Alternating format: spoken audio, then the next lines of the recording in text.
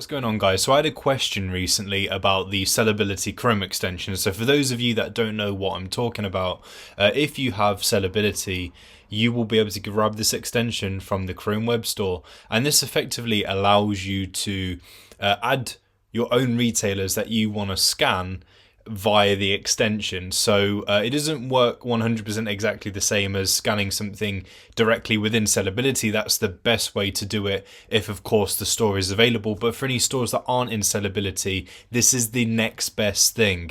So with the stores that are in Sellerbility, they've already been added and optimized in a way that makes it very easy for all of the products to be scraped. This extension is kind of like a manual way of doing that. So it needs to scrape through the pages, and then it will be able to scan through and basically assess what's a potential deal or not. So for those of you that haven't tried Sellerbility, give it a go. There is a free trial, so you've got a lot to gain and nothing to lose.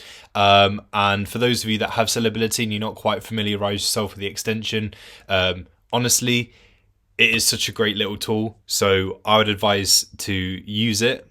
Add some stores that aren't in Sellerbility. And the question that I got the other day was, can you use it for wholesalers? Now, this thing has been designed for retailers. Like, the premise of Sellerbility is mostly retailers, but it will work with some wholesalers, and it depends really on the wholesale site itself and how it's set up. So for example, we are on NDA Toys, and the only way that we can see prices, and this is the same for a lot of wholesalers, they will only let you see the prices if you've got an account and you're logged in. So provided that you are logged in, and you will need to be logged in every time you want to use the extension on a wholesaler, and again, it's provided that it has the right setup and so forth. So it might work for some, it might not work for others, but you can definitely give it a try, and it does work for this one.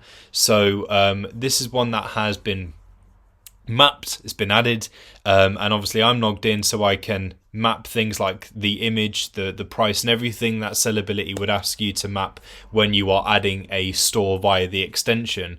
And yeah, basically the answer is yes, it will work on select wholesalers provided that the setup is right and you are logged in. That's how it's able to grab all this stuff. So it's currently scraping through, and this works no different to how it would when you are looking at retailers. So it's still working its way through. It's sort of like magic. I'm not doing anything there. It is just working its way through the pages. So as the extension works through your chosen retailer or wholesaler, you can go away and do other things. So it's going to keep scraping through the pages. As always, make sure you are in a space on the website where you can flick through more or less every item, or as many items as you can.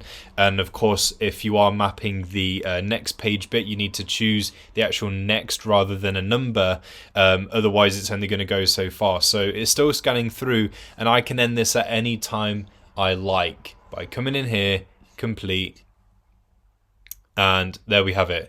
And one that I completed earlier is right here. So when you come back onto Sellerbility, so whether that is via tapping the view that was in the corner there, or simply by coming back into Sellerbility, if I just refresh,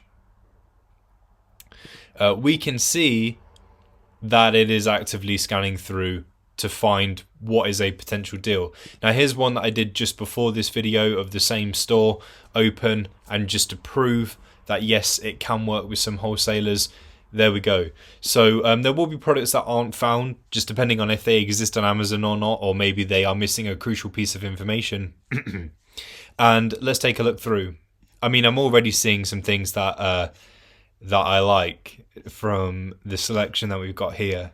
Obviously, you do need to double check these things and make sure that the match is 100% a match. It depends on the information that is on the wholesaler site. It could be that they've listed something and how they've done it is kind of different to how it is on Amazon, so therefore it's matching up the wrong one. So like in this case, for example, as you can see, two different covers there, so you just have to go on to the listings and make sure that they are 100% the exact same product, checking the pictures, checking the details of the information.